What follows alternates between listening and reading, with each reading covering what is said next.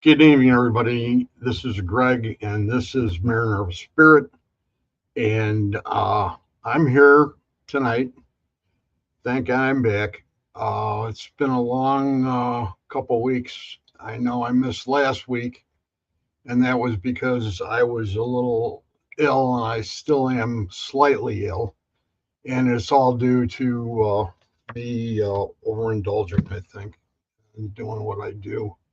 Uh, that's neither here nor there. The important part is number one, I want to go ahead before I bring Ken on. I'd like to go ahead and mention a few things that I normally do, and that's the people I support. And number one, it's the Potographs with Tim Miley. And Potographs is a great nonprofit group who Tim does benefits using or utilizing a lot of his friends who volunteer for events in the paranormal field and everything else. A lot of us were very fortunate in the fact that we got to know Tim from a lot of the times that we were out there at with Robin Terry's group out in Ashmore Estates, and then at the Haunted Hour Theater down in it was just south of Springfield. Anyway, that's the first one, and Tim is doing a great job. All of his money goes to sheltered animals, and it's a great charity. Number two is PKC, Paranormal Kicks Cancer, with Chris Gaskowski and Alex Wilkinson. They're both from Florida. They do amazing work. They do fundraisers where they'll do haunted houses, they'll do attractions of that nature, and they'll do it around Florida, and then to come up into the mainland and work their way up. A lot of times I haven't I'm going to have them on shortly, and I'm going to talk to them about what they're going to be doing for this year. And they're both great people, and I've known them for a while now. And if you get and all their money goes to Paranormal Kicks Cancer, so all goes to cancer research. Number three is the Jessica Petrie Foundation, and that's a research for expecting mothers of families pregnant and mental ill women. That's a pretty difficult one. The reason that Howard Petrie, who was her is her father before she passed, Howard has gone ahead and set this up because he wanted to do something with his daughter's death, and he's been pushing it and pushing it and pushing it. So if you could help out some way, shape, or form, it's totally up to you. Get an opportunity, write him a letter, write him a note, send him a note on Facebook here, and just say, hey, what can I do to help? That would be greatly appreciated. He's a great man in heart, and I've got to know him over the years, and he is, and he's under a great deal of duress himself. So, and then we go from there. We go to that, and we would go to authors, and the authors I want to mention are just people that have been on the show already who have some pretty fantastic books. And I'm going to start out tonight with one of my favorites, Bruce Holiday. And Bruce is a great author. He's got like 3 books out now, and they're all on Amazon. And if you get the opportunity, look them up. And I'm just going to mention everybody else's names so we can get on with our guest. The next one is Heatherly Langdon, Dr. Heatherly Langdon. I have Lynn Monet, Dr. Rebecca Foster. I have Rex Nielsen. Rex has got now 2 or 3 books of his sketchings and artwork. He's done some unbelievable work. And if you get the opportunity to see his books, they're well worth the price on Amazon. Tobias Wayland from the Fortean Society. Tobias has some books. Todd Bates has books. And that's about it. I've been not really working on, but I've been paying attention, and I've been trying to go ahead and make the right time to have my next guest on the show. And I've known him for probably maybe 6 or 7 years now, just by face. We knew each other both from the Haunted Hour Theater, from Robin Terry's event, and Ken and his group, and I was part of another group that was there, and we've always been around each other. And the last time we were there, we were talking a little bit, and then it was like, hey, I need to try to get, and that was the end of Lost Limbs. So without further ado, I want to bring Ken on, and he's a great guy. How you doing, Ken? I'm doing fine, Greg. How about you? Okay, can you raise it a little bit, Um, voice wise? Hang on. Try. Not sure. Try it now. How about now? We'll make it work. It's Well, better than it was. let me I don't think it was me. see if I can. Not sure where to go here. Settings. Let's try settings. Audio.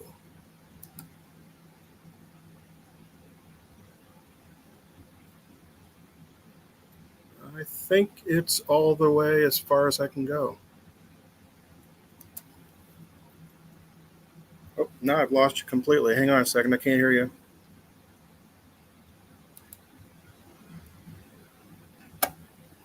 Okay, let's try again. I don't know if you can hear me or not.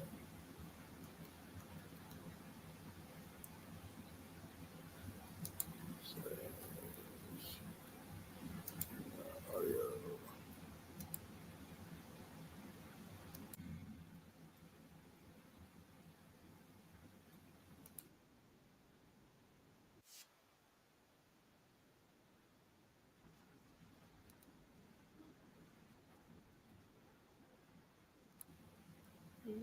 Can you hear me, Greg?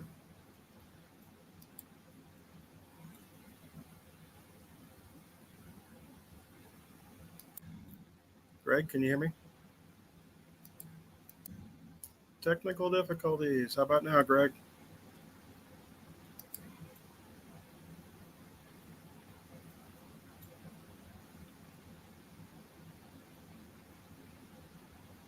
Okay.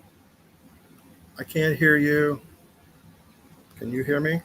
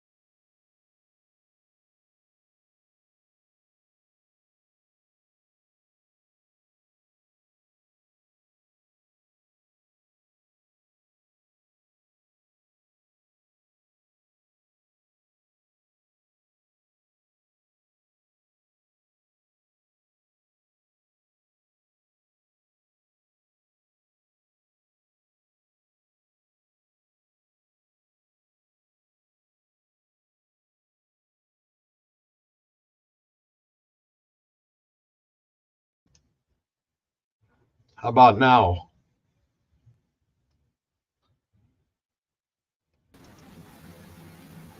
How about you? Can you hear me? I can hear you now. Can you hear me? I can hear you, but then he says, somebody in here says Greg has no audio. Oh, God. You're back. Okay, perfect. I'm You know, back. these people are trying to drive me crazy tonight, but that's what Yeah. happens after you've been off for a week or two, not Well, feeling very good. So, well, it kind of sounds like the podcast that I'm part of, and we call it Amok, A-M-O-K, and things are always going amok for us. that's why I was curious on where you came out with that name from. Oh, Amok. Actually, another one of our friends from Arkansas came up with it, and it's the initials of the 4 states that we're all from. So it's Arkansas, Missouri, Oklahoma, and Kansas. So AMOK. Wow. And we have How do you get all those people together? our friend Adrian. I'm not sure if you know Adrian Scalf or not, but No. I thought you anyway, said- known him for years, and he lives down in Fort Smith, Arkansas. He actually got the 4 of us together. He's like, who do I know in these 4 states? Because the objective for us is to bring recognition to the Midwest area, and in particular our 4 states, which are, what do they call it? What do they call us? Flyovers. The flyover. Yeah, the flyover states. So yeah, we're trying to get people to recognize that, hey, we have things out here too. Everything is not in Pennsylvania and New Jersey and the East Coast or South or whatever. We got a lot of stuff here in the Midwest too. And we got a bunch of people here already, so that's pretty cool. Katie's here, Stafford. Hey, Katie. And I'll probably talk to you after the show, Katie, if that's okay. I won't, but it's okay. But you got Kim Baranski that she works on Wednesday with me. We got Tracy Rizzo. We got the Don Corleone. You've got, let's see who else we've got. Kimmy Corpse. She's another lady that belongs to the group that I'm with now, because I'm with the Texas Wraith Hunters now. Oh, okay. So I went ahead and became part of them back in, I think it was January, December, maybe it was before Christmas. Okay. But it's a group of people that they're basically all there. There's only 2 of us here. It's my partner, Reggie Randall, who's one of the guy that I do 2 shows with per week. Okay. We all do them on Spirit Box work, and we talk to different people, and we have some pretty amazing results, to tell you the truth. So it's been interesting. So I know you do a real lot of work on Spirit Box, correct? Yes, I love using the Spirit Box. I've been using it for nearly, I don't even know, 8, maybe 10 years, something like that. I really got hooked on it when I went to a conference. I went to Troy Taylor conference up in the Decatur area years and years ago, and I've known him for quite a while. Matter of fact, I'm going to his place or his conference again in June this year, about 4 weeks from now, 5 weeks from now. So I'm excited. But there was a young lady there who's giving a talk on ITC, Spirit Box work, and her name was April Slaughter from out in Utah, and got to be good friends. And I kind of call her my mentor in this in that particular realm. But I have had some amazing communications and conversations with spirits over the years, and I use a lot of them in my lectures. Some of them are just awesome. Absolutely hilarious. Some of them are. So what's your favorite box then? I actually use the SP7 quite a bit. That's my go-to, although I have the other one here, and I think you might have been there at Robin Terry's thing when Katie Katie was there and gave his talk a few years ago, and I won one of his little nanocoms. Oh, wow. So Okay, I remember I that. I use this. This is one of his. I don't know. It's one of his first models, I believe. But I pulled it out. I was at the Mineral Springs Hotel with a bunch of friends in probably about 2 weeks after that. So it would have been in mid-late February. There you go. Okay. And oh my gosh, I ended up Mineral Springs in the ballroom up, like I said, up in Alton. We ended up having about a 45-minute conversation with, I think it was a party of spirits. They were telling us everything. I'm just in awe that two people, apparently two voices, but I could hear like there was a party going on in the background. They were telling me everything about what the food they were eating, specifically food, specific foods, specific drinks they were having. And we would ask, what about this? Yeah. Plus, they would give us more. They told us what kind of music, and it was off the charts. We couldn't figure out. They even gave us a date. I forget what it was. Let's just say it was like, May 17th or Tuesday or something like that. So when we got done with the session, some of the people had gone upstairs to, just that's where we were heading, back to the main room. And a couple of people run out to me. And they go, "You're not going to believe this." I said, "I believe everything." And they said that particular date was on a Tuesday. And I'm like, okay, this is amazing. But the weird thing is that I found out later that the ballroom area where we were at, I don't even think was created yet. I don't think it was constructed yet. So it was before that. And it was just open air where we were at that particular time. So I have, on that particular day. So I have no idea who these people were, but it was a great conversation. And that was that was the best conversation I've ever had with this. So I do go to that a lot, but Spirit Box SB7, that's pretty much my number one. That's my number one. KD is always super busy.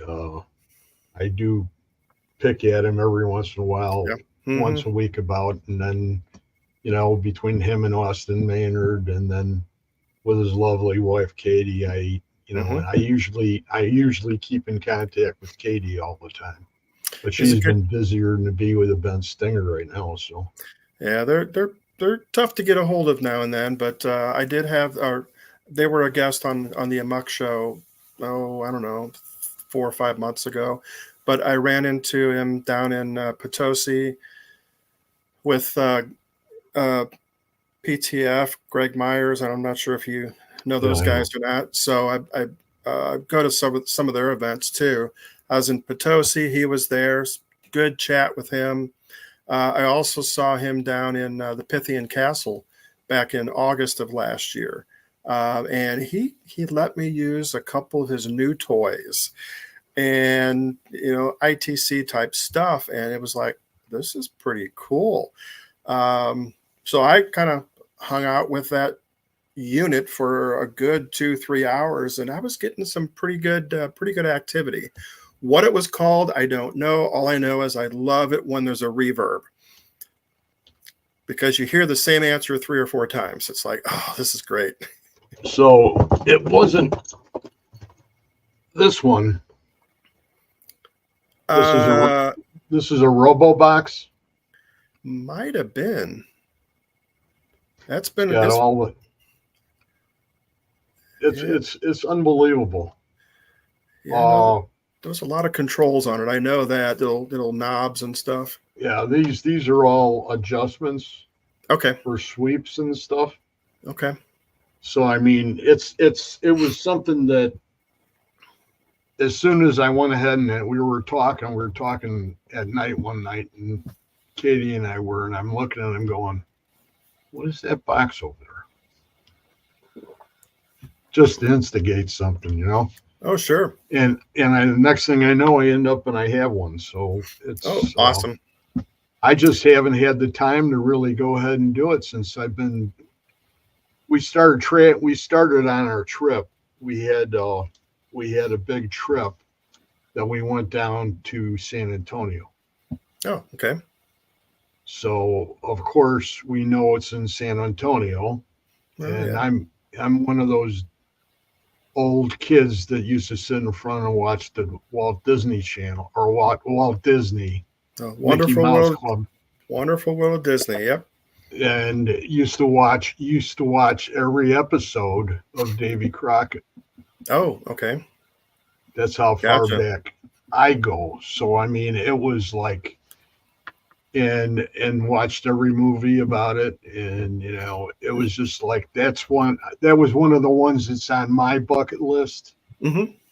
And I've been very fortunate because I did a lot with uh, ghost research. Okay. Oh, We've been to a lot of places. So okay. Dale. yeah, Yeah, Dale. Okay. Yeah. so Good. Another good guy.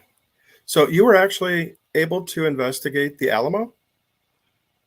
Did you actually? we got in during the day when they Okay. were doing tours. Right. And the only thing I had on me was I had my recorder in my pocket, Okay. and I had my K2. And I Okay. got into the room where the women and the children were. Okay. And it's like when you come right through the front doors, the first room on the left hand side was supposedly what they said was where they kept the women and children. Okay. Gotcha. And I was going to say it's been about. I think I've been there once, and that was about 4 years ago. Um, that was a great trip. One of my friends' nieces was graduating from the Air Force Academy, and so we got to spend a couple hours in downtown. So we took the tour. It was quite interesting. I didn't bring a K2, but I did a recorder in my pocket, and I did have it on. Somehow it decided to turn itself off, so I didn't get anything. Um, but it's interesting feelings there. Did you feel that too? I mean, just it's overwhelming.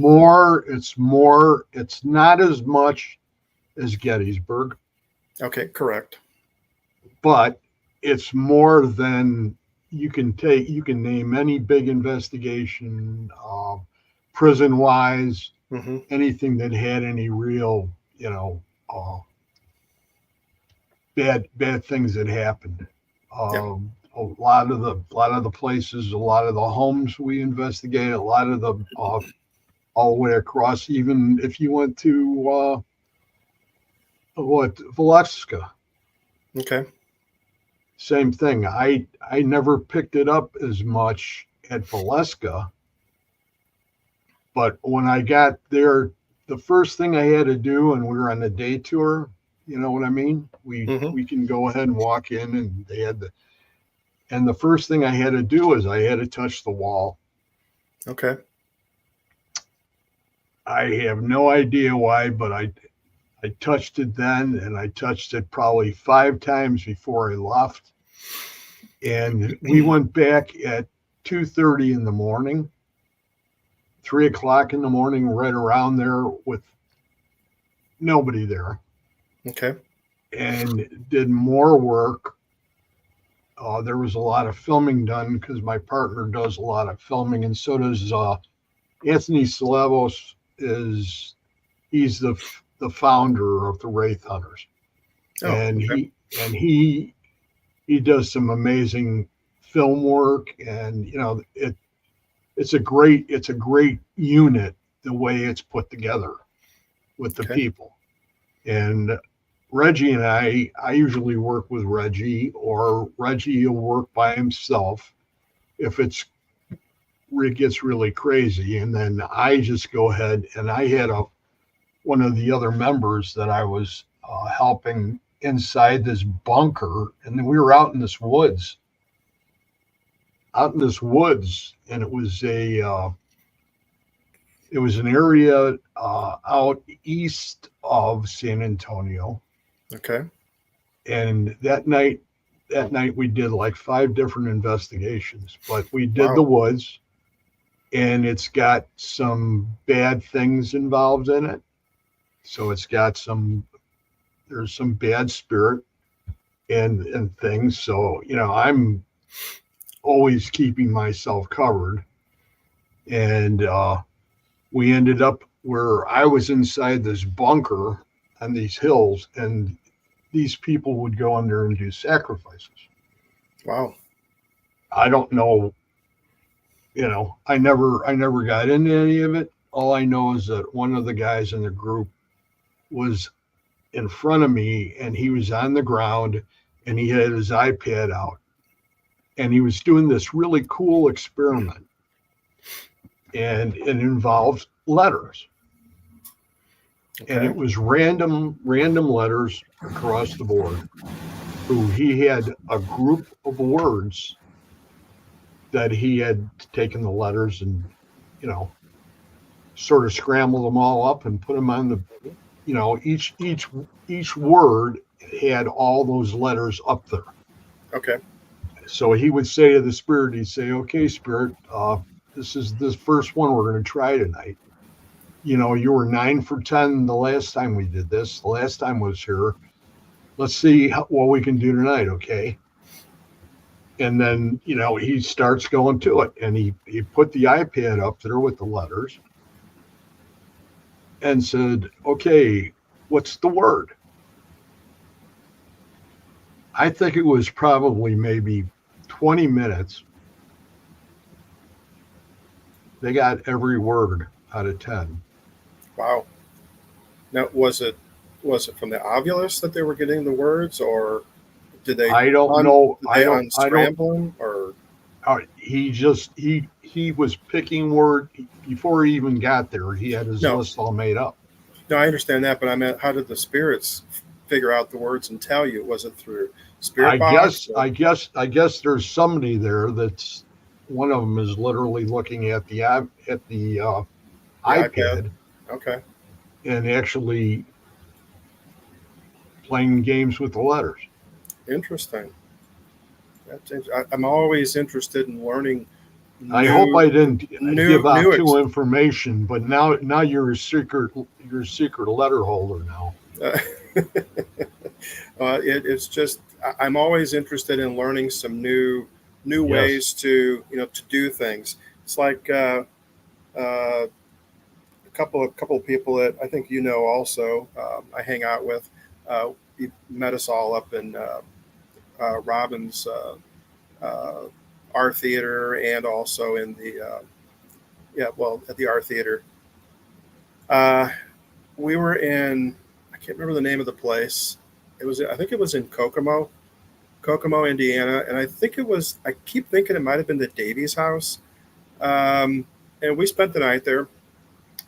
Uh, the way the people told us about the spirits who were there, they kind of indicated that they were not always very nice.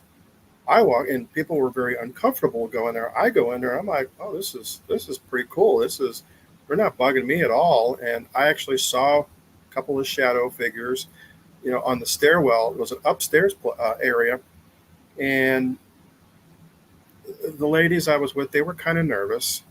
Um, but we went upstairs and we decided that we were going to play cards. So there's a table up there, and I had my spirit or my backpack. Like, I have all my stuff in it. I've got it kind of wired up, so all I got to do is turn my spirit box on. The speakers are on the little side pouches or whatever. So we put that on the table at the end of the table right next to me, and the four of us sat two on each side. We started dealing. I think we were playing. I think we were trying to play some goofy game of 21. I don't know. We made up our own rules. We would say it was almost like we were saying like hit, pass, whatever, using the terminology for blackjack, and spirits were paying attention because I actually, after about the third or fourth round, we're just playing cards, the four of us, I started including the spirit. I said, okay, these are your cards. So we would deal 5 places, and I would just reach over and kind of look at the cards and say, okay, what do you want to do? Let's do this. So I'd flip them over and we'd take a card or whatever. Must have did that about 2-3 times. And I finally said, you know what? I'm going to let you play by yourself because I'm getting tired of picking up your cards and doing your work for you. So he had the cards up, face down. And it's my turn. We get to him who was next. And the man goes, hit through the spirit box. So he started playing cards with us. He was then there was a woman's voice would tell him what to do occasionally, or would say like, no, pass. And so we must have played like about 15 hands of cards or whatever. The very last hand, he won. But he was telling us, hit, pass, stop, no, yes, every time we got to him. So just another conversation that we had that was just amazing. Unfortunately, my recorder was too close to my spirit box, so all I get is just a lot of noise. But we had a ball, and the spirit very kind to us and even let us sleep all night, which was great. So the ghost was probably lit up all night long, wasn't he? Oh yeah, I think the spirit, and I think it was predominantly a man sitting there playing, but I don't know if it was his girlfriend, wife, or whatever it was, friend. I don't know, it doesn't matter. But she was also telling him what to do occasionally. He would say, hit, no. And the woman would go, say, tell him what to do, but then he would do that or something else. And it was pretty funny. So yeah, it just something new, something different to get their attention in my mind, to let them know that, we're not bad living people. We are there to learn from, at least I am, learn from them. Yes. I want to know about history firsthand. If they'll tell me, fantastic, which is even better. That's part of my what I call my parahistory. I want to know more about you. So I know that out of the team that I'm with now, the guy that was doing this, they call him Lurker. And he does all the experimentation. And the man, he's a younger guy. He's probably in his late 30s. And he comes up with some of the wildest experiments.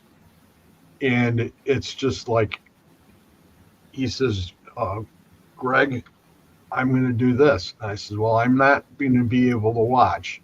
I says, but I need you to send me every one of those videos because I want to watch what the heck you're doing. Okay. I'm just curious as all get out. And that's the kind of guy he is he's one of those guys that just thinks off the edge, which helps considerably in the situation when you're dealing with something like what we deal. Yeah. It's an amazing field to study and do research on. And, like I say, I do it because I love history. I enjoy puzzles. I enjoy doing research and just learning about, the history behind the hauntings, and then actually contacting, hopefully, whoever might be at that site. So it's a lot of fun. Yeah, I mean, we got out to San Antonio on a Thursday evening. I got in at about 11:30, and we just went right out. Okay. And we were out till like 6:30, almost 7 o'clock in the morning. Gotcha. Got back and just slept in my clothes. And done that so many times. And then we just got up and we just went right back out again. And it's that kind of thing where I haven't had that opportunity to do that around here because there's nobody. I'm limited with the amount of people. Okay. There's the other group that's up here, but I'm not associated with them anymore. I'm pretty much by myself because Okay. I pulled out of them too. The Okay. ones that were I was doing all my my videos with, Okay. I left there. So I'm doing Okay. all this with Supernatural Link, and now I'm a member with them. Okay. Very good. So So I'm trying to remember. You still in the Springfield area? Is that correct? no, I'm way up in Lake Villa. I'm way up in the by the Wisconsin border. Oh, I did not know that. Okay. Yeah, yeah, I'm Okay. way Way there's no, there, way north. there's like 10 minutes, and I'm across the border. Wow. Okay. Yeah, I've got some friends up that way. So I mean, I'm the Fox Chain of Lakes. I always guided out there for quite a few years and knew a lot of people, a lot of guys. But Mhm. we were all musky guys. And then it was like now it's like I'm a little bit too old to do that by myself anymore, especially with big fish. Okay. They'll tie your arms up in knots Ah, and gotcha. throw you overboard. Gotcha. It's Interesting. crazy. But now on your group, you mentioned a guy earlier, uh, and he does a lot with Supernatural Link. Dark hair, black beard. He's in that other group you mentioned. You mentioned Oh, you're talking about Greg? yes, Greg Myers? Okay. Greg Myers. Yeah, Greg. When I first started doing this about 15 years ago or so, probably more than that now, I hung out with PTF, so Greg and his group. I hung out with Troy Taylor and a lot of the things they did because I didn't know anything. I hung out with some other groups, Riverbend Paranormal, which I think you know them too. So I hung out with a Mhm. lot of groups at that time because I wanted to learn, and I pulled in the I I took what I wanted to learn, kept it, and the stuff I didn't care about or didn't care for, just pushed it aside. Like, which I think is a good. So it's what I do is me. You know, the way I do, and I mean, I've gone through a lot of different people, and I've hung out with different groups.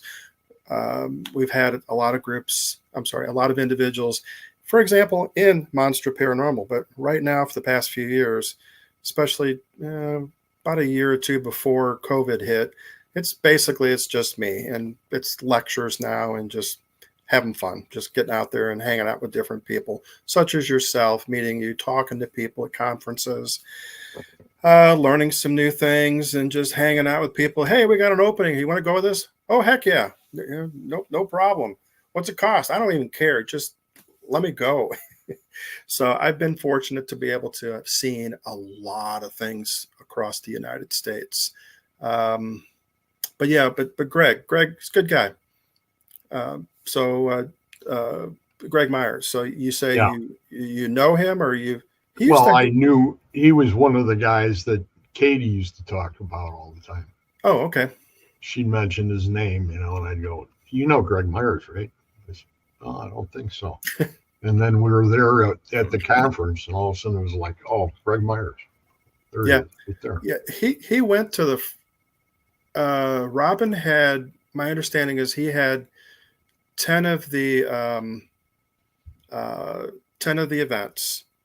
You know, the day before the Super Bowl, basically, 10 years in a row. I missed the first one because I didn't know about it, and I got heard about it. It was too late. The tickets were already sold out, but I did go to the last nine, the final nine of them, and yeah, that was kind of a bittersweet, sad day for a lot of different reasons. I mean, the conference ended. Mike, lost limbs was that was the last time for lost limbs as well. But Robin is going to have this paranormal potluck in place of it going forward. So I'm looking forward to next February. That's going to be next February, huh? Yep. Yep. Same day. Just did he say when he's going to start throwing the tickets out there or not? Oh, it's just it's there's no charge. You just come in, bring food to share, and it's just a paranormal potluck. That's my understanding. Oh, that's really cool. Yeah, so he's going to supply the space, and it's people can just come and go all day long. Just if you want to go out there and hang out, he said, fine, we'll hang out as long as everybody wants, and we'll just have food and friendship, and no speakers, nothing. Just go out there and let's have some fun. Have you ever been over to Ashmore lately? I'm trying to think here. I have not been in Ashmore for quite a while, but I went to Silcon. Silcon up it used to be in Mattoon. It was in Effingham last year. I went up there and met some people, and ended up going towards. I'm like, I'm so close. So we went to basically Ashmore. I went to Ashmore, stopped there on my way home, but we went to the Ashmore Cemetery and to another cemetery that was down, kind of a hidden one, maybe 5-10 miles from there. I know what you're talking about. What they're called, the Witch's Grave. Yeah. You've been there, that globe. And so the three of us were up there just doing some experimenting in the afternoon and chatting. And we tapped into some Native American spirits, which was quite amazing. Both visually and over the spirit box, but third eye visually. And then after that, I drove back heading towards home. I'm like, I'm so close. So I stopped and nobody was home. Robin wasn't there. Ashley wasn't at home at the time. So I just kind of wandered around, contacted Robin and said, hey, by the way, I just want to let you know, just in case any alarms or something go off, I'm here wandering around your property. He goes, oh, I don't care. Just hang out. Ashley's probably in town gathering up supplies because they had an event that night. But there was a big storm coming in. Oh, that was a cool storm. Got some great pictures, coming in from the west. It's got to, with the way how flat that land is. Yep, how flat. Yep, definitely. And I'm like, oh my goodness. So and I ended up driving through about 30 minutes of it. I'm like, this is great. But I have not been inside for a long time, but I've seen a lot of his newer pictures. I'm like, oh my gosh, he's really, really doing some fantastic stuff out there. And I think what he just do recently, he blacktopped the driveway, parking lot. You're kidding? No, I think that was on. I didn't see that. I thought I saw that on Facebook maybe a few weeks ago. So I'm talking about. So if you're so now he's an asphalt guy too. I guess so. I mean, Robin's into everything, but the place looks amazing. It really does. Yeah, the last one I was there for the it was for the Tim Miley autographs thing. And I was upstairs where they had the speakers and they had all the chairs together. And I had one guy with me, and he got up and left. He had to go somewhere for a second. And I was sitting there, and I had one seat on my right and then the aisle. And Dana Strichter and I were talking. Okay. And we're talking, and all of a sudden, somebody went ahead and sat down next to me. Really? Okay. And then I went ahead and looked. And there wasn't anybody there. There wasn't anybody there. So you felt the presence, but couldn't see the presence. Oh, that's amazing.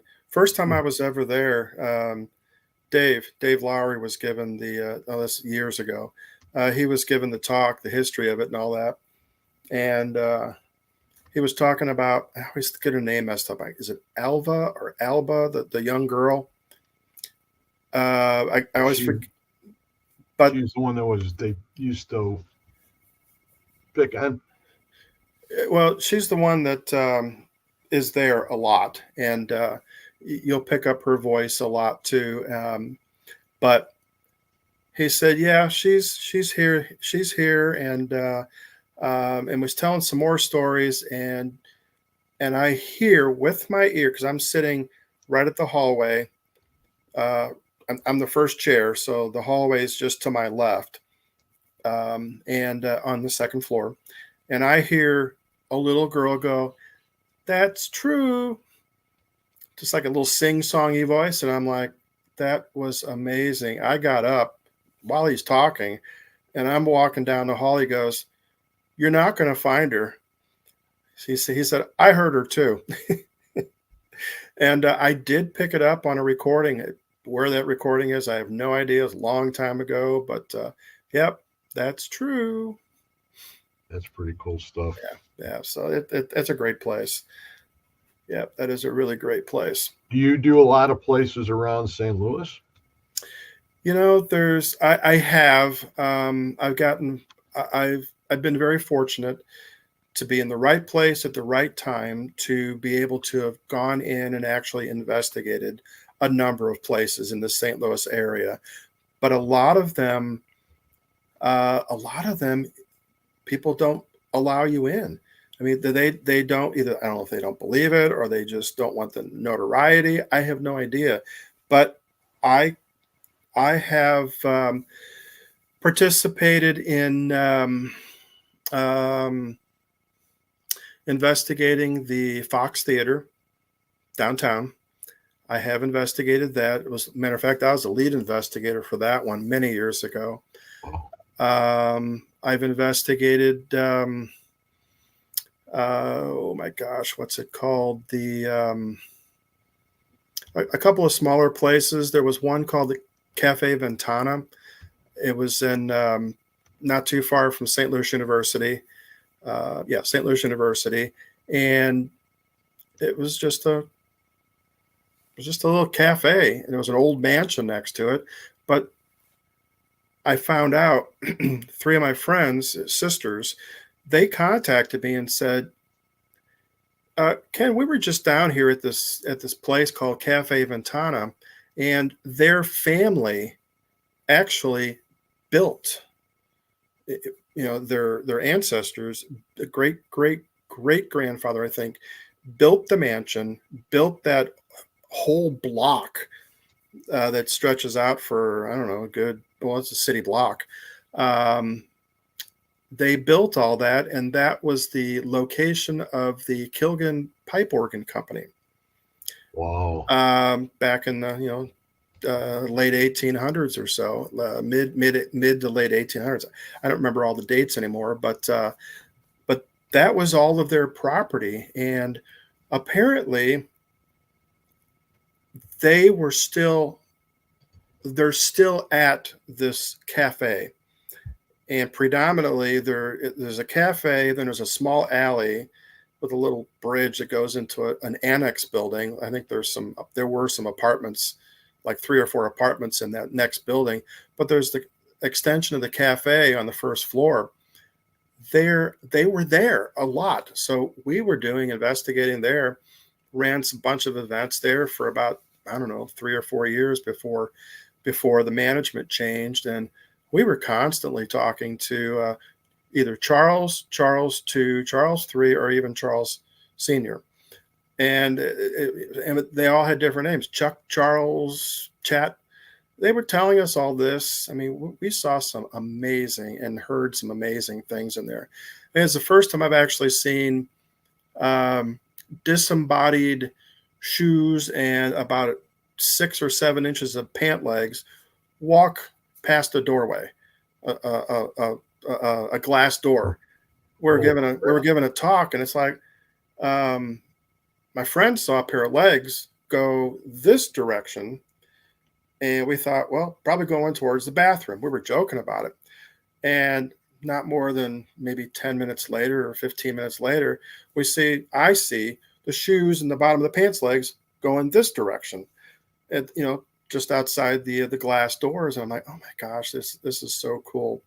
We have a couple of really cool photos that I do use in a couple of my lectures. But one of them, I did not take it, but another friend of mine took it at the time, and he captured what looks like that. We jokingly called it this figure, the headless horseman, for about 2 or 3 years, until we were giving the lecture, and the 3 sisters were there, and the one, I don't know if it's the youngest or whatever, she gets up there and she goes, "Hold it." She walks right up in front of the screen, so it's all projected up there. She walks right in front of the screen, crosses her arms and looks up, looks back at us, looks back up at the screen. "You guys, that's not a man, that's a woman." This person that we had captured the photograph without a head, it looked like the old stories, the headless horseman, but no, she showed us a picture of her great grandmother, and sure enough, it's the same shape, the same dress that was looking at the image that the photo had. It created a bunch of sparkles on the photo that we took. And it looked like an ascot, and there were 2 little bumps on the shoulder, how they used to have the shoulder, the little shoulder things. Yeah, exactly. And the puffy sleeves, and it would have been the same shape as her grandma. And they look, I mean, they're like 99% accurate. And she goes, "That's my great grandmother that you're talking about." And I'm like, holy smoke. So that was just an amazing photo that somebody in the group captured. So, yeah. I know you've done some amazing work, and you've talked about the video that you helped produce. Yep. That was the next thing I was going to mention. Go ahead. Okay, I was going to go ahead and say, if there's some way for you to go ahead and can you write it in the comment? Because I wanted to go ahead and do it so that if they want to look it up. Yeah, where's the comments at? I don't see it here. Oh, you don't have comments on your end? Not that I can see on my screen. Okay, well. Oh yeah. I see it. It's in the lower corner. I'm sorry. I'm having trouble focusing. I had cataract surgery on this eye 3 weeks ago. I had cataract surgery on this eye a week ago. So I'm in between glasses, and I'm like, okay, if I'm squinting or blinking a lot, it's because everything's still kind of foggy. But I see it now. That's the first thing that I was going to say when you came on. I said, "Where the hell are your glasses?" Oh yeah, well they're they're right here in case these get too fogged out. But yeah, I can type it in there real quick. It's called it's on YouTube. It's called Spirits in the Garden. I thought it was very, very well done. Oh, so you watched it? That was great. It's like 16 minutes. Yeah, that's when that was our initial group. We had about 10 of us, the core group at the time. The name was chosen by somebody else, and the idea at the time was we were going to try to make more documentary type videos, but everything kind of just fell apart really, really quickly, and I don't even want to go into it. Just the things just kind of fell apart, and most of us are still friends, but we just don't do a lot of stuff together much. A couple of us do, but not many of us. But yeah, Spirits in the Garden. Spirits in the Garden is about the Missouri Botanical Garden. Um, Missouri Botanical Garden has an annual event, and they call it Spirits in the Garden. Well, we heard about it through another friend of ours who was in the group, and he's actually part of the film or the documentary. And he actually got us in, and we spent 24 hours investigating the garden, Missouri Botanical Gardens in St. Louis. It was we had four. What did we have? I think we had 8 weeks, 6 or 8 weeks, to get the thing done. So at first we went in. I think it was like over 3 different nights.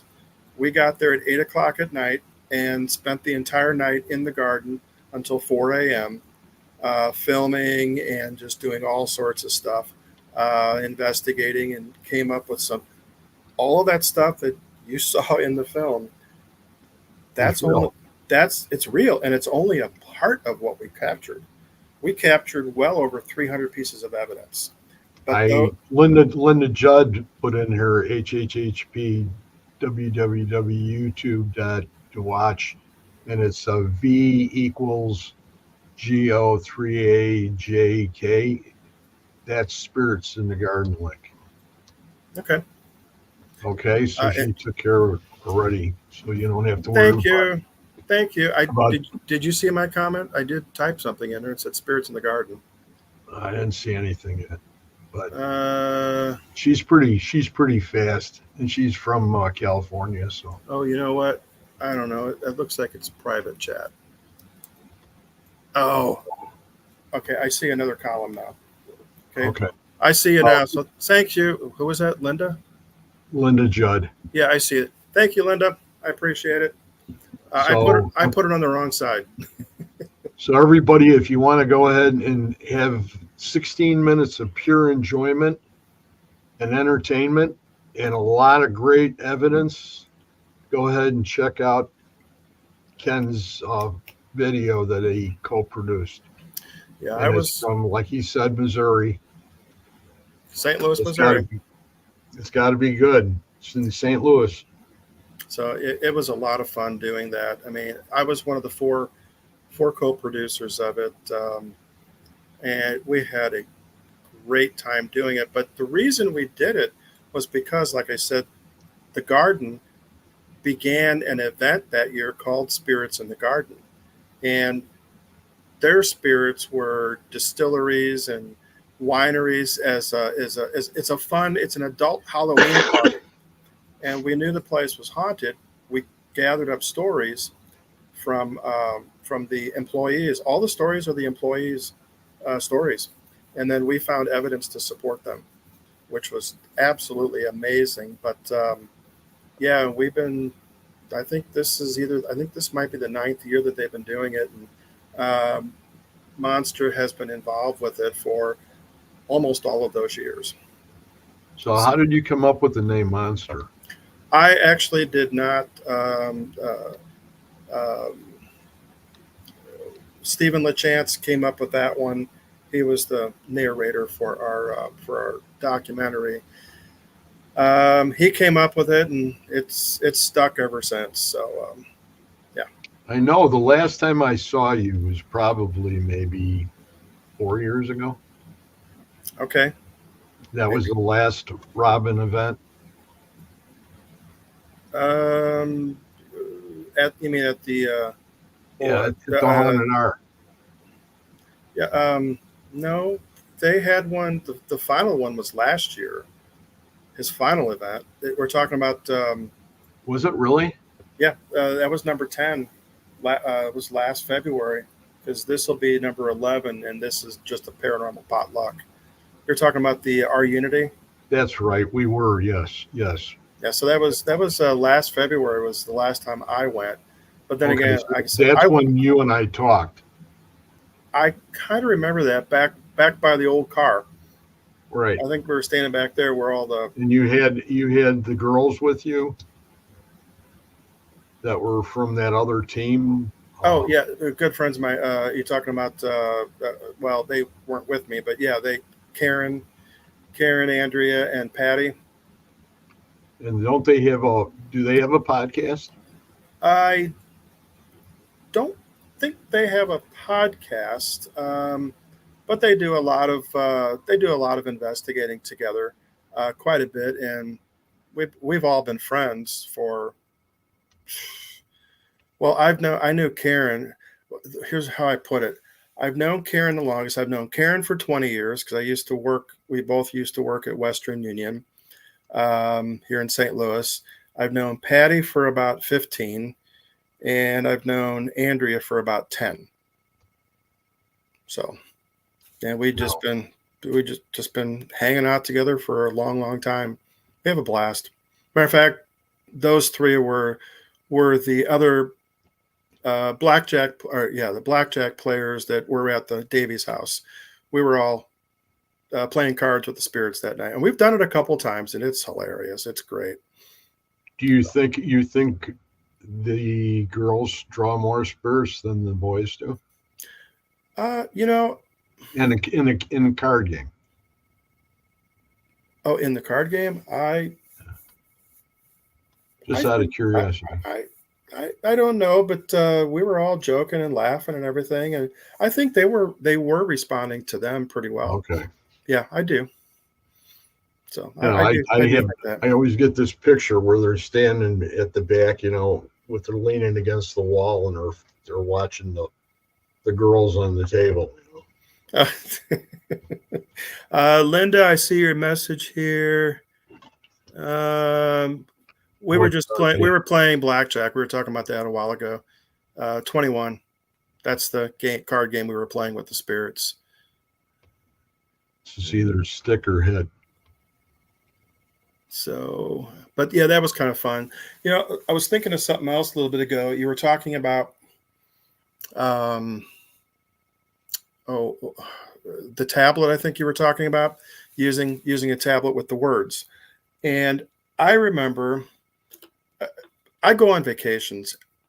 I put my stuff, some of my paranormal toys, I call them. I put some of them in my baggage and take them with me. I was heading out to on a business trip out to Denver. Excuse me, and I put a bunch of my toys in my luggage because I didn't want to take them through, whatever it's called, TSA or whatever. So I just left it in my luggage, and I get to Denver, for my meeting. I get my baggage and all that. I get to the hotel, open up the bag, open up my suitcase, and there's a note in there. I wish I would have kept the note because it was one of the funniest things that ever happened. Apparently, TSA was trying to figure out what the heck was in my bag. PSB 7 and whatever else I had in there. I think they just saw electronic equipment. So apparently they opened up my bag and looked in there, and they left a note for me, a piece of paper, just kind of handwritten on there real quick. We didn't know what this stuff was, but good luck ghost hunting. And so they didn't touch any of your stuff. No, it was just in my suitcase, and oh God. And I'm like, oh my gosh, it was just. But I thought, I mean, of course, I'm always worried that it's going to disappear or whatever. But I don't bring my expensive stuff. I just had my spirit box and speakers and recorders and a couple of other things that had wires hanging off of it. So I think they were kind of worried that, what's this guy doing, And when like I said, when I opened up that bag and I saw this piece of paper, I'm like, I didn't put that there. What? And I turned it over and looked at it. Yeah. We didn't know what it was, so we had to check. Good luck ghost hunting. So that was kind of funny. That began just a fun trip. From there, when the meetings were over and everything, I took some extra time for vacation. I went up to Estes Park. Okay, Rocky Mountain. I went to Rocky Mountain National Park, stayed up there for a couple of nights. I did not stay at the Stanley, but I was able to get on one of their tours. And I'm like, can I bring stuff? They go, sure, you can do whatever you want, within reason. I am decked out. I've got my headphones on. I've got, I've got my spirit box quietly going directly to my headphones through my recorder so I could hear what was going on. I have a tablet. I don't know. I had something else. I think I just had my phone with some toy or, some of the electronic toys that you can get, ghost hunting stuff. But the tablet, I was using something called Ghost Radar. I had it going on that one. Okay. Uh, that particular tour was the very last one that night that I was there. So we got some extra time just to kind of goof around. It was great. They gave us, I think the ladies gave us almost an extra hour to tour. Specific tour we were on. So I'm like, okay, this is great. So I'm walking around with all this stuff on and in this tablet. So I'm watching all the little dots on there, on the Ghost Radar type thing, which is kind of cool. It's part of it's an Ovilus. The tour guide that we had, there were 2 tour guides with us. The one was a newbie. That was her first official tour that she was giving, and the other one was a helper, and I was toward the back, so she kind of hung back with me, and she's, I've got this, I got this tablet, look, and she's like, anything yet? And I was giving her a play-by-play of the different words that popped up. We were having a ball because apparently, what's his name? F. Stanley, I think it is, or I forget his middle initial. His initial. Yeah, initial Stanley. But anyway, I think he was wandering with us or somebody who knew the history of the place, because the young girl, she did really well, but apparently she made a lot of mistakes. And the lady, she would hear a noise on my tablet and a word would pop up. She goes, "What's it say? What's it say?" A couple times where that's wrong. The Ovilus was coming, spirit or the Ghost Radar and say that's wrong, or she'd make a word, or she'd start to say a word, and it would pop up on the Ghost Radar. Then she would say the word. Just all these coincidences, possibly, but it was just for 2 hours. We had a great time, just wandering through the Stanley Hotel, learning the history, and had some interesting experiences there. I don't know if have you been there? Yeah. Okay. My daughter lived in Denver. Okay. But when she lived in Denver, every year we would go up and she would be my photographer. Because I was already coming in with the tremors. Okay. So she was nice enough to do it. And we ended up with a couple really crazy times in there with the tour guide that we had. And I'm trying to remember her name. And I want to say it was something like JoJo. But she's retired now. Okay. I think I was there 3 or 4. I can't remember specifically how many, but we were up on the last floor. Okay. Before the servants' quarters, which were upstairs. Okay. And that's where all we were standing there, and all of a sudden, the tour guide had her hair in a bun, and had all this other hair that was coming down and beyond because we were all over the place. And she goes, wow, they're right here by me now. And I turned around and I got my daughter to snap this photograph because part of her hair was still down and this whole other side of her hair was like sticking out. Like that. I'm not talking about little single sessions, single hairs. This was her hair. That was a lot of hair. Oh my gosh, that's crazy. Go ahead. No, I was going to say we didn't really the tour that I was on wasn't I call it the normal one where you would go to all the different floors. We stayed on the first floor but went to several buildings. So we didn't even get to go up the stairwell or anything. But I got a really cool picture up the stairwell. It looks like there's a man standing over as you go up. It kind of curves to the left and then goes up the second flight. There's a bunch of mirrors and stuff there, but it looks like there's a man standing. Looks like there's a man standing right there in front of the mirror with the sconce next to it. But the next, you come in the front, it'd be to the right, some kind of a ballroom or something that we were That was sitting the in. music room. That was the auditorium. Auditorium. Okay. I'm sitting back because we're supposed to be quiet, just listen. So I'm listening, and I didn't really hear anything. But in the auditorium, we're looking over this balcony, and there's two doors. There's one on each side of the stage. The one on the right side, I kept watching it. I was watching people wandering in and out of that, and I said, "You guys see that? See what?" I said, "Yeah, there's people. There's people wandering in and out of that door over there." And not just one, maybe 4 or 5 different people. They'd come out and they'd wander around a little bit, go back to the door. And so, I mean, I'm seeing this, shadowy type figures. And then in the room, I don't know, I call it like the smoking room or something like that, which was They're just inside the beautiful. door to the right. The next big area with all of the, I think it was like a library or something. We were smelling cigar smoke in there. Yeah, we're smelling tobacco, and it was like a breeze that was just coming around every once in a while, and along with it, it was this big waft of like either pipe, or sometimes it was a cigar.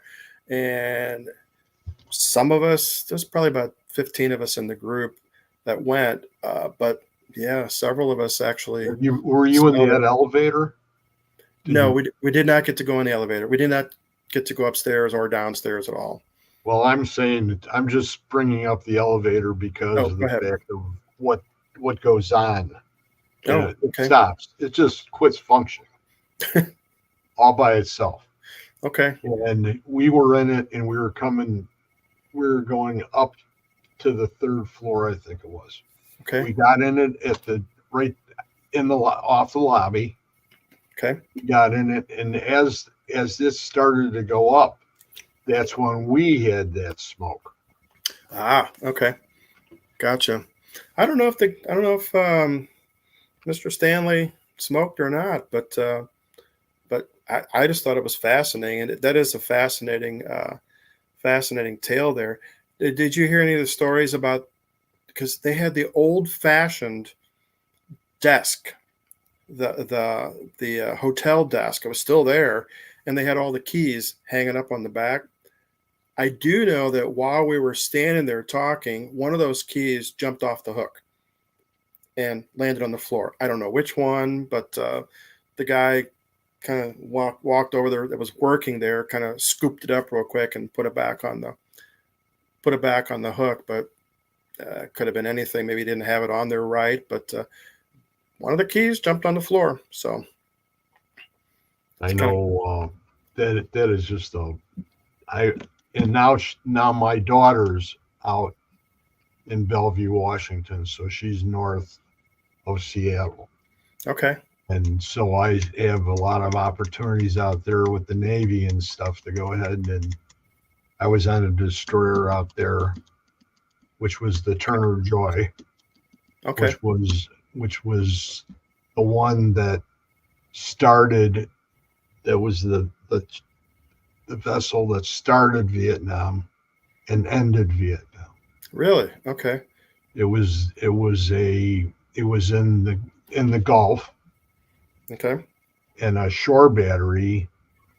This is what the story was, that a shell came through the aft deck, and on those particular destroyers, it's a newer model than the ones from World War II.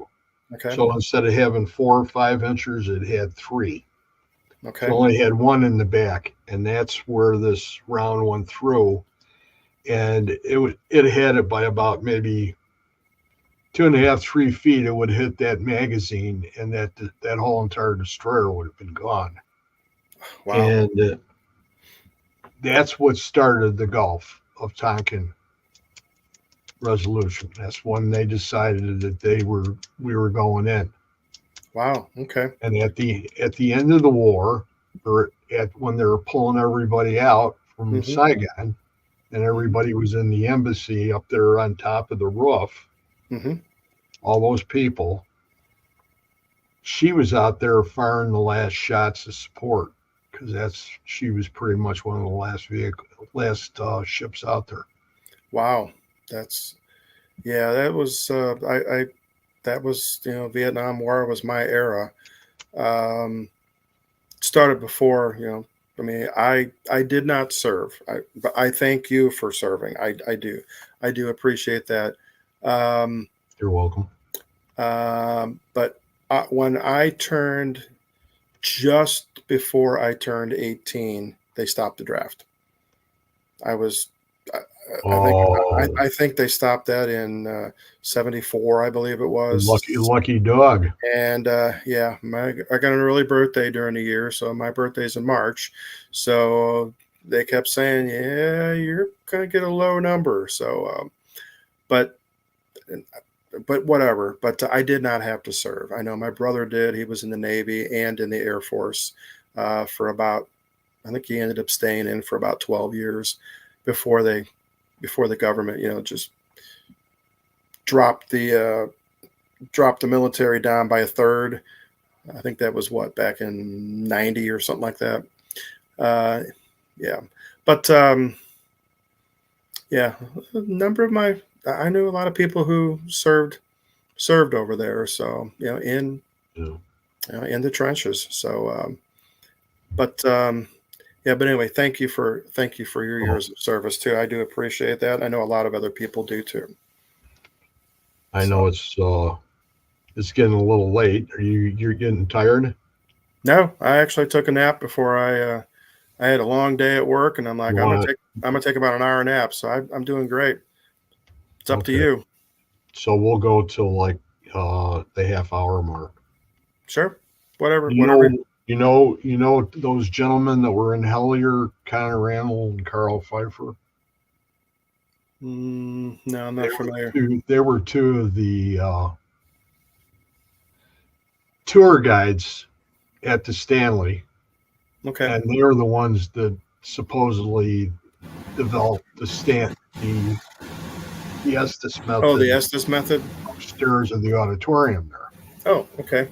So if you went to YouTube and you looked up their videos before they got associated with the Newkirks. Okay. Greg and Dana Newkirk, yep. who did Hellier. Okay. So they were the ones, and I can remember doing sessions before, and then all of a sudden I heard, wait a minute, I actually have somebody that I can watch do it, okay, from the Stanley.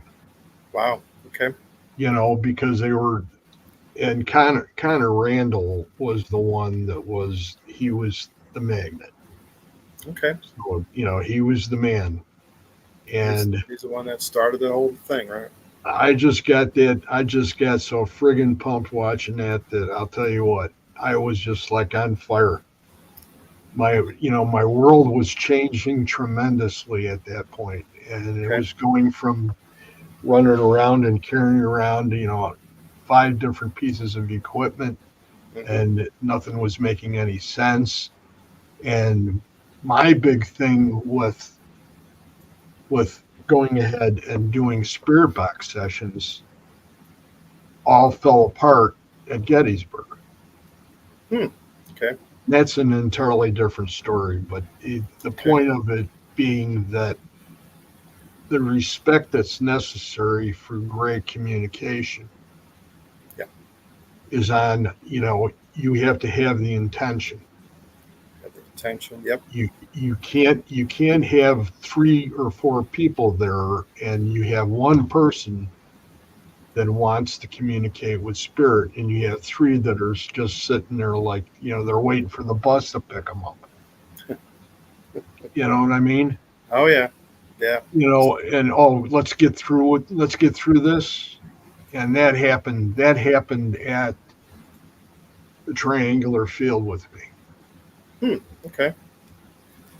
And I'll never forget the instance of what happened up there and why I was totally done with it. And I was halfway down the hill. Rosemary Eileen Galley Sure. No. and her husband Mm-hmm. and I were walking down together, and I says, I want to stay here because there was this big flat piece of granite, Okay. and there were these boulders, and you could see these big chunks were taken out of it. So this was all from part of that battle, and the woods were like 12 feet away, and I set up my gear and decided that's where I was going to stay. They went all the way down to the creek bed because of all the residual bloodletting that all went through there off that hill. And that's part of my journey was there. It just changed. It was part of another awakening of mine that took me to different places. Yeah, it's funny that you just mentioned Rosemary. I haven't thought about her for a few years, but I know she's gone. But that was another sad day for me because I mentioned April Slaughter a while ago, but I also, at the same time, when I met her, I also met Rosemary at Troy's conferences. So every year I would make sure I stopped to say hi to both of them and ask questions and different things. I have some of Rosemary's books and I have some of April's books also, but both of them were that was my learning years, and that's been well over 10 years ago, maybe even 12 years ago, whatever. But I learned a lot from them just by talking, and they were so laid back, easy to talk to, that I could glean a lot of good information from them as far as, what's kind of like my next step. Where am I heading? I don't even know where I'm heading. And yeah, opened up my eyes to see a lot of new things. But Rosemary, it was just the idea of what else is out there. I even took some of her classes. I took a what's it called, Black Mirror Scrying class, which she and her husband was there. As a matter of fact, I've got a black mirror that I bought from her. It's over here on my shelf.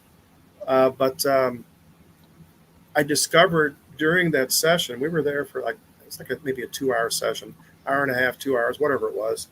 And, we were told to focus on the mirror. And we had these little candles, little electric candles, little teacup type things. And we put them behind the mirror, so that it wouldn't be reflective that much. So it's behind the mirror. But I'm sitting there just staring at the mirror, and I realized after the fact that, well, I was seeing all sorts of stuff. I was seeing my grandparents. I guess it would have been great grandparents. I didn't see them, but I saw the ship that brought them from Germany to America. Then I saw another one going back, and I realized that was my uncle going into World War II. He did not return because he died and he got killed in the war back in 40, 41, 42, I think it was. He's buried in Italy. But I saw the one ship coming this way, the other one going the other way. I was just seeing things, and I realized that it had nothing to do with the mirror. It was my third eye in front of the mirror that I was seeing these images and all that. So that opened my eyes to accept the fact that, what, I don't need a tool to do that. And I don't I don't, how do I say this? It's not that I try to do it. I can. If I'm really focused on something, it'll just happen. I can see into the past. I for a long time I sat there, I had the mirror here. I'd sit here in the dark and have the little candle on or whatever, trying to see if I could see the future. No. I was finally told, voice popped into my head and said, it ain't gonna happen. You're not gonna be able to do it. You can't do it. You're not allowed to do that. We'll show you the past, but you cannot see into the future. I'm like, okay, that was a learning experience. This is just a voice in my head. So, but yeah, Rosemary, God rest her soul, man. She was an amazing person. I I had a I ton learned a of lot fun from her with her. books. Yeah, The Gettysburg, that trip to Gettysburg was the best time I've ever had there. that's awesome. Yeah, Her I and her only husband. Right, yeah. we were on, they went up on the top of Devil's Den. We went Mhm. around, we're walking around, and I ended up coming off, and I had one on my leg because I was wearing shorts, pulled it off. Got down to the bottom and I said, "Oh man," I said, "you got one on Rosemary." I said, "Your husband's got one on his up on his neck there." And she went ahead and she took his shirt off. He had Okay. like he had like 8 of them on his back. Oh my gosh! Wow. Yeah, that's a weedy area right there, isn't it? Yeah, it was. And Unless you walked on top of the rocks. it's the time of the year too. That Good time point. was Was it it spring? wasn't in the growing. It was July, Oh, late July. And then the last time I was there was in September, okay. which was a lot better because things were dying off. Hmm. So those little crumpets were trying to find all sorts of people to latch on. I went first week. No, first week of December. I was traveling around somewhere. Oh, I was working in Pennsylvania at the time, and I decided to go.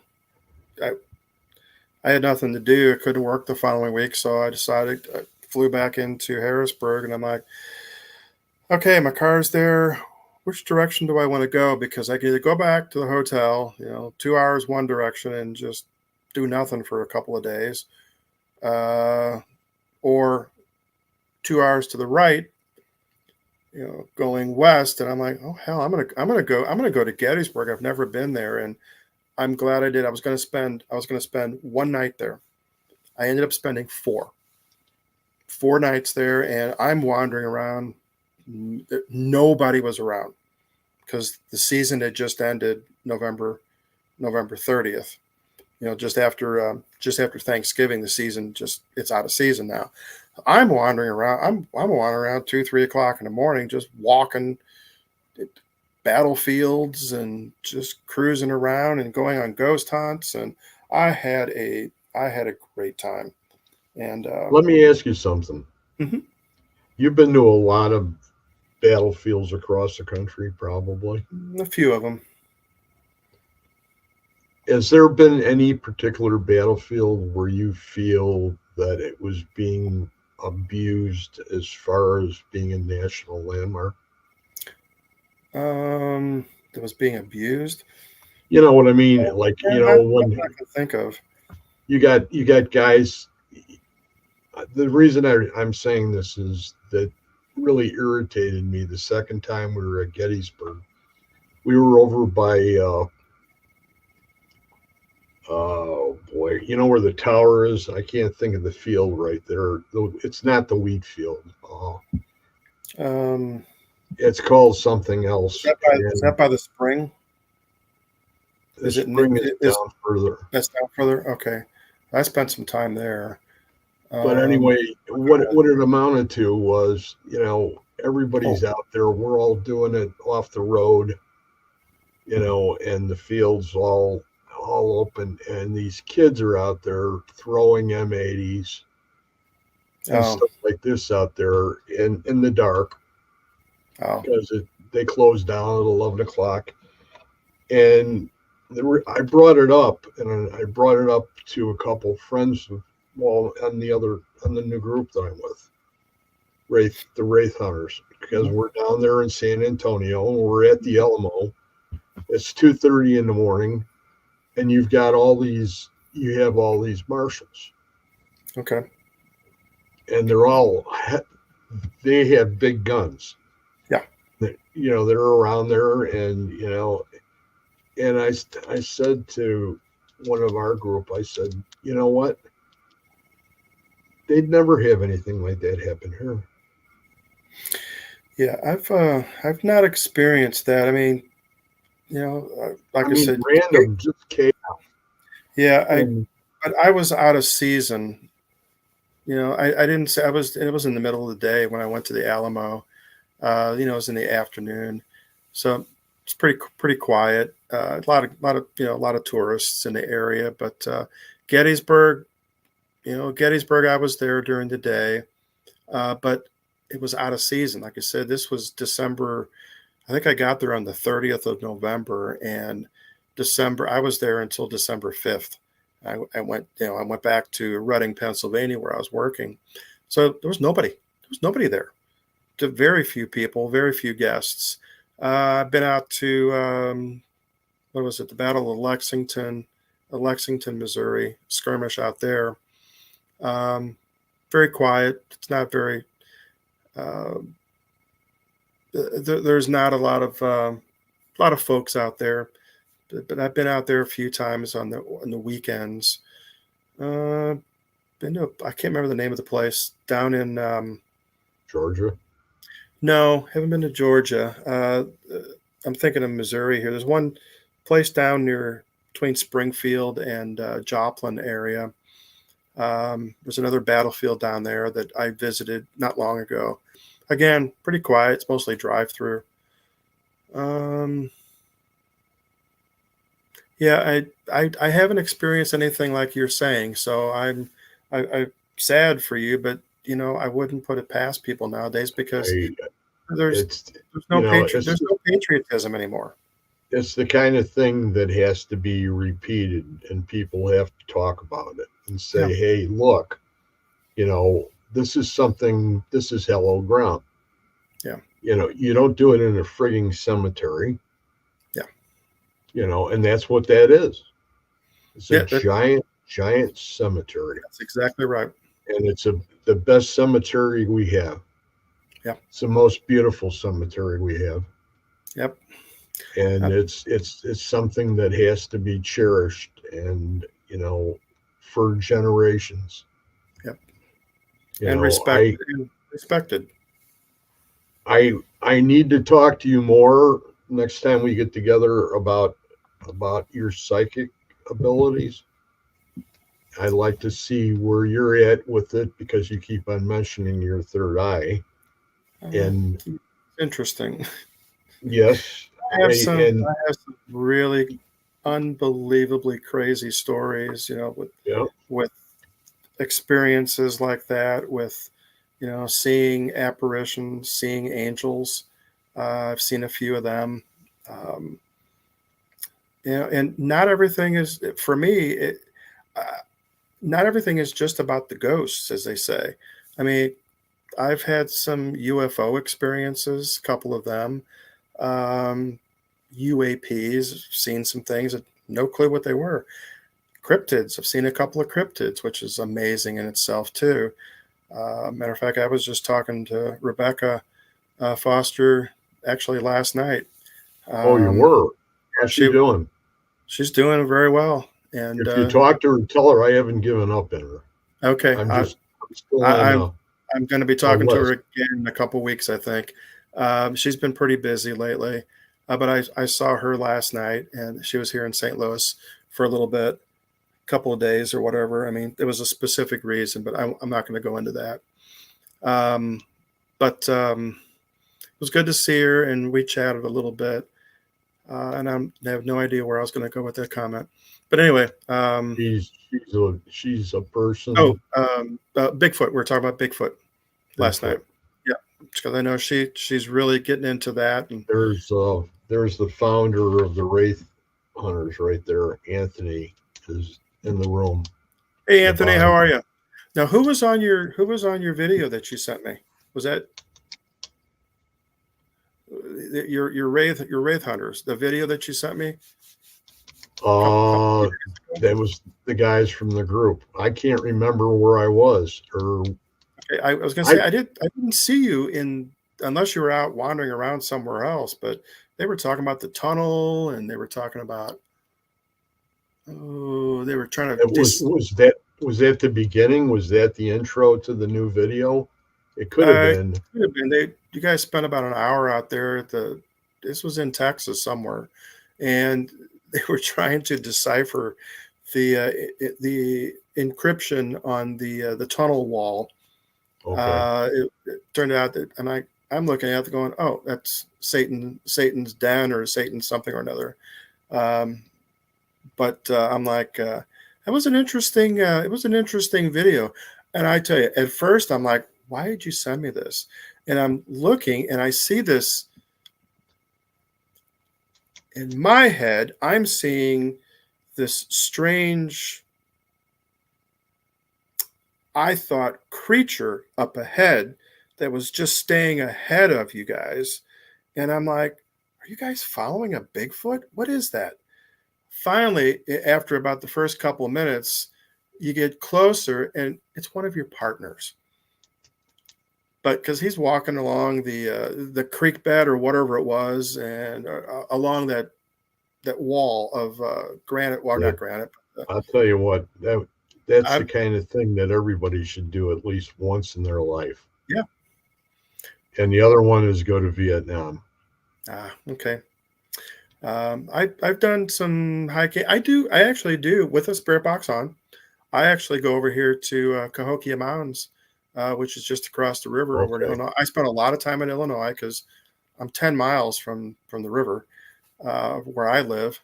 So I'm up in Alton and that whole side over there. But Cahokia Mountains, I mean, the biggest civilization, Native American civilization, 800 years ago or so, 1 million people. Yeah. So I wander around. I walk the paths with my spirit box going. Everywhere I go, I just have the spirit box going. And who's gonna tap in? But then you got Zombie Road. You may have heard of that one. Out there in Wildwood, that's about 20 miles from me. So have you done any of those volcanic tubes? I have not. I have not. I'm not even sure. Are there any in Missouri? No, the ones were down in Texas. Oh, in Texas. Okay. They're in outside of California. Okay. There's more tubes. Okay. But the only reason I brought it up was just to see if you had been around or not. No, I haven't, but I'm wondering if there's any down in maybe down in Arkansas. I mean, because that's all magma, volcanic, part of the Ozarks area, the Ouachita Mountains down there. But I have gone Bigfoot hunting. I'm sorry, wrong word. I have gone Bigfoot searching down in Mena, Arkansas. That was a trip, and I'm just gonna put it this way: I was not disappointed. I think I saw 3 little ones out in the woods, but I got excited with my camera because I was zoomed out just to see as far as I could into the woods, and I see these 3 little short, pointy black rocks. I'm like, why are there 3 little pointy rocks out in the middle of the woods, especially these woods? Solid black, and all of a sudden one of them moved, and I'm like, oh my God, and I went like this, and I never could find him again. And then later on, overnight, a couple of us were sitting out at this picnic table out in the wooded area, and about 10 feet from me to my right, I look over, and in the darkness, there's a huge oak tree there, and right next to it was a darker shape, about 8-10 feet tall, whatever, and it was watching, and then it just slowly moved about a foot, and it was disappeared behind the tree. I'm like, I believe we were just being watched. So, as a matter of fact, Rebecca and I were talking about that last night, and a couple of other experiences we've had. One together with another group, and then she said she had another experience, Ohio or something like that, just recently. So we're comparing notes, and I'm like, oh my God, I think that might have been potentially the same Bigfoot that we first experienced. That portals may have been moving from location to location, knowing who we were and visiting us. I'm like, this is just too much. But my experiments with the Bigfoot or the Sasquatch, I call him Mr. Foot, trying to be polite as much as possible, but I'm not afraid of them. I don't think they're evil creatures. I think they're interdimensional beings. They know who we are. And if they kind of like a person, they'll try to interact. But when I was in Mina, my goal was to try to contact them through my spirit box. I wanted to see if I could actually communicate with them that way. Well, they just blew up my. Well, actually, I had my Nanocom. They blew up my Nanocom twice. It just, squeal, squeal, squeal. It's gone. Battery's dead. Anthony said. San Antonio? Was me. That's our new spot. He's saying about the video that you got. That one I saw. Yeah, that was pretty cool. I'm not sure, Anthony, which one you were, but I'm guessing were you in the film? He's the one. He was the one with the big. You see his logo there, the green logo. Yeah. Okay, that's what was on his back of his shirt. Okay, so he was in the. He's commonly referred to as the Wraith. Okay, got it. Oh, I tell you, it was a fascinating video, and I did watch the whole thing. So thank you for sharing that with me. Yeah, I could talk for hours and hours and hours me too. On the different topics, and it's just. I have been very fortunate to have seen it, gotten into a lot of places. Just to even here in St. Louis, a lot of historical spots that you can't get into. But I had a chance, and I took it. And it's I take pictures all the time. So if I get anything, great. If I don't, hey, I got to see a historical building. Well, Ken, I think we're going to go ahead and shut her down and say, let's try to go ahead and do this again. Absolutely. I enjoyed it. Okay. Thank you. Either we can do it here or whatever you got going on your end. It's up to you. Okay. This was great. This was fun. And you're right. Winging it. It makes a lot more sense that way. Sure. If you try to keep something, how could you say, not categorized, but in some sort of format, it ends up falling apart either way anyway. True. And this is not a lecture. So it's a chat. That's why I like these podcasts. So, as a matter of fact, like I said, if you get a chance, Tuesday nights, 7:00 Central Time, we have the Amok, mostly paranormal podcast.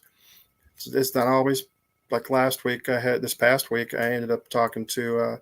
It was Missouri Week this week, a couple of nights ago, and I talked to we all talked to a genealogist here in town. So we learned all sorts of freebie stuff. So.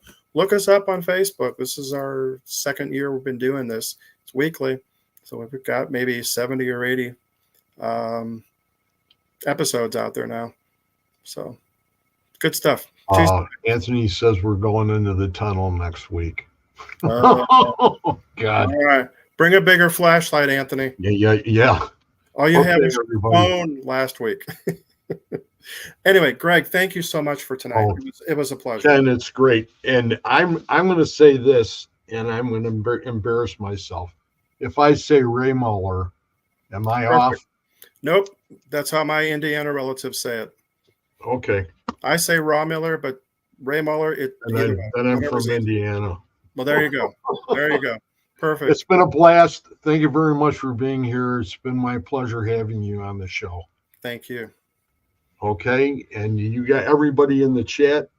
You guys all have a wonderful evening. I'm going to run through the names one more time, as some people will need to have some attention tonight, I bet. Kim You and got Linda, Kim thank you.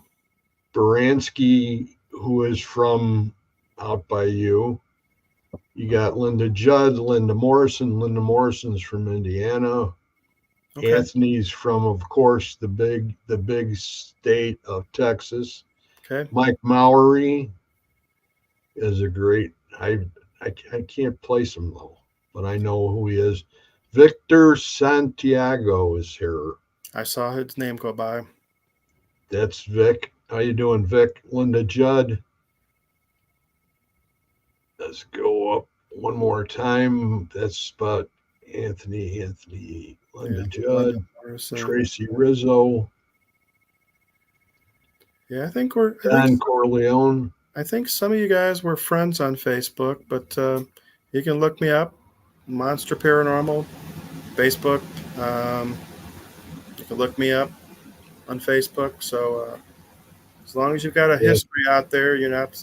I've had a lot of them. I've had to delete recently because I'm like, I don't know who you are. Uh-oh.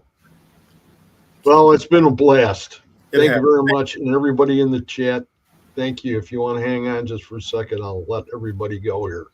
Sounds great. You guys all have a great evening, great weekend, and we'll see you next week. Next week, I think I'm going to have Jay Bachochin on, who's the big Bigfoot hunter from up here in southern Wisconsin, and Cryptic Man. So nice. Should be a great show, and not as good as our guest Ken tonight. Oh, come on. Yes. So it's been a blast. We will talk to you guys all later. Good night.